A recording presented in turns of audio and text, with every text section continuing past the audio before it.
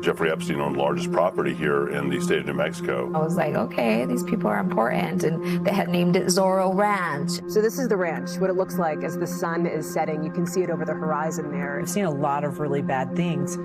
I haven't seen anything to this extent. That's the gate my sister went through, like to the gates of hell. What happened here? How did it happen? Why did it happen? I believe the first cover-up was in 2019 with me. Some breaking news overnight. Billionaire Jeffrey Epstein, once connected with some of the most powerful figures in the world, was arrested late last night. Decades before Jeffrey Epstein's name appeared everywhere, he quietly bought this New Mexico ranch in 1993, sold to him by the state's former governor, and renamed Zorro. Off a two-lane road going the back way between Albuquerque and Santa Fe, right on the edge of the radio signal from AM station KIVA. We're on the Rock of Talk, 420 here on the Kiva. Eddie Aragon has been hosting his show here for 14 years. We've been covering the Epstein stuff since inception. So naturally, a lot of people with concern were picking up the phone and calling me with various tips or ideas. One of those tips, an unsigned email, came later that fall. The big part of email that really impacted my decision to call the FBI is the fact that you had mention of two women buried in the hills outside Zorro Ranch, two younger girls where they had engaged and died in rough fetish sex. And so that was very definitely a red flag. It's why he says he reported it immediately. We went in and we itemized the various components of that email. That was it, and I never heard from the FBI again. By that point, Epstein had been dead for months after his suicide behind bars. Following his arrest earlier that year, in July, investigations into his abuse ensnared his other properties, like in Manhattan, Florida, and the Caribbean. But in New Mexico, federal investigators told a top FBI official, at this time, we don't have probable cause for a search. Do you think the feds should have searched the ranch back in 19? Absolutely. Hector Balderas was the New Mexico Attorney General who had opened his own investigation into Epstein until the Southern District of New York asked his office to stand down. As soon as we began investigating in the summer of 19, we were contacted by the New York DOJ, and they asked us to stop interviewing some of the survivors that we were both targeting. And that was for reasons that they didn't want to create duplicate testimony and potentially put at risk the case. Did that seem reasonable to you? On the front end, yes, that's very common. You pick who's got the bigger hammer and you work together. What was unusual, he says, is how federal prosecutors then went dark instead of sharing information later that could have helped New Mexico bring state charges. We assumed, with their reputation for being aggressive, that they were going to be aggressive and then share that evidence with us. It was a very simple 1-2 punch. And that's happened before in other cases? Absolutely.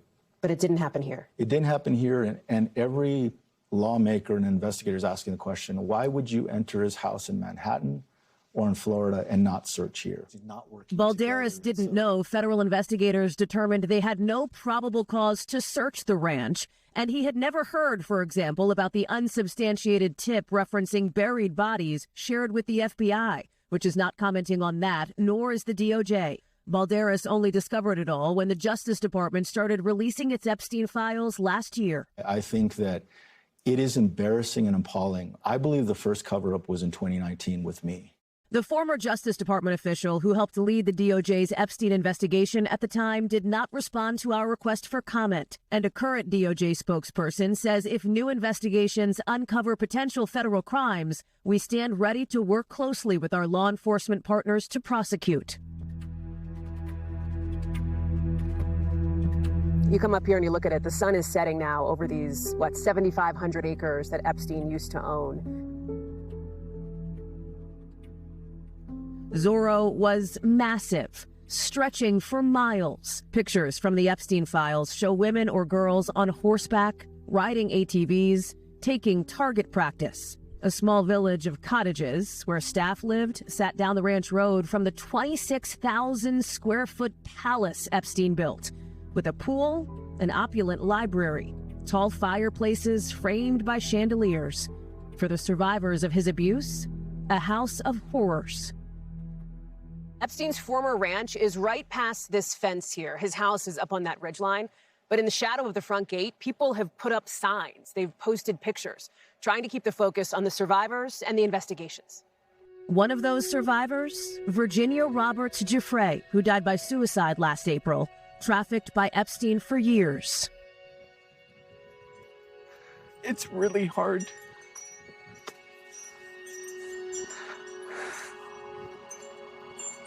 I never anticipated. It's really hard to look at that gate and think that that's the gate my sister went through, like to the gates of hell. Giuffre's brother and sister-in-law offered to meet us near the ranch, where they saw for the first time this cross bearing Virginia's name. You know, we know that a lot of pain here happened, but like part of me just wants to feel close to her. So it is beautiful to see her represented in a beautiful way. When Giuffre came to Zorro, she preferred to sleep not at what she called the castle, but in a cottage closer to the stables, where on her early morning rides, she writes, I could remember what it felt like to be free. She wouldn't even stay up there. She would stay down here because she felt more connected to nature. And this was all about like trauma and, you know, the horrors that would happen behind those doors. But also, I mean, look around us. Like, there's nowhere to go, Hallie. I mean, there's nowhere to go. It almost gives an abuser this perception that I can do whatever I want here. And no one will know. You can scream as loud as you want, and no one will hear you. And that's why it was so important for us to show up, because New Mexico deserves visibility. New Mexico survivors deserve visibility. This is another chapter that we must take a look at. At least 10 girls and young women say they were groomed or assaulted here, including Annie Farmer, who was 16 when Epstein paid to fly her to Zorro in 1996 to join what she thought were other college hopefuls looking to volunteer overseas. Instead, Farmer found herself alone with a predator who crawled into bed with her before she hid in a bathroom. Shantae Davies has said publicly she was raped twice here. A Jane Doe says Epstein sexually assaulted her with a vibrator there when she was 15, recalling in court testimony feeling so small and powerless. Rachel Benavidez remembers her first time heading up the driveway at Zorro, past multiple security checks in her 20s. It was very intimidating, and I always wondered if something would happen to me. There was a sense of fear. There was a sense of isolation. Newly certified as a massage therapist, she met Epstein a couple months later, and that's when she says she was sexually assaulted by him repeatedly. After the 2 years that I was assaulted, raped, abused, I just completely shut down. Pressured to return again and again. I wasn't protected as a child, and so my whole life I just didn't know how to handle myself around men, you know. Benavidez has rarely spoken publicly before. Until we are heard, until survivors are heard and believed, then I don't think there's ever going to be any justice. Does it feel like there were missed chances to hold him accountable? Oh, yeah, definitely. Justice is not always linear, and here it's been elusive. But the truth, the real story of Zorro Ranch, that could be in reach. We deserved this story. We, too, want to know what happened. This spring, New Mexico's State House unanimously greenlit a commission to investigate Zorro, led by both Democrats and Republicans. I think what bothers me the most, knowing the extent of what happened, why nothing was done. Representatives Andrea Reeb and Andrea Romero say the goal is not necessarily criminal prosecution. It may be too late for a prosecution, obviously, but it's part of what we're doing. It's not the target of what we're doing. The target of what we're doing is trying to help victims get their stories out, help New Mexicans understand what happened, why it happened, who is responsible, hopefully It gives these victims some closure. What do you make of the lengthy history that Epstein had with powerful New Mexicans? If there is a connection between his ability to outskirt the law because of those political connections, that's something of great importance to all of us. Bill Richardson was the former governor of New Mexico who died in 2023. He's referenced hundreds of times in the Epstein files, visiting Epstein even years after his Florida plea deal. Virginia Giuffre says Epstein trafficked her to Richardson, who called that allegation completely false. This is about the rule of law. This is about New Mexico and New Mexicans, and more broadly about the survivors who are part of this story. So whoever comes up. Even if that's Bill Richardson. That's right. The Truth Commission wants to see the unredacted documents in possession of the federal Justice Department, and they want to look at the investigative file New Mexico turned over to the DOJ years ago. At this point, we don't have the full story, and what we understand is that most of that information was provided to the federal government and has not been provided back. Help me understand that. Meaning the feds have it? Mm-hmm. Yes, that's what we know. And the feds have not shared that investigative file back with the state? We've requested, the New Mexico Department of Justice has requested that information and hasn't received it back. Is that troubling to you? Troubling is one adjective.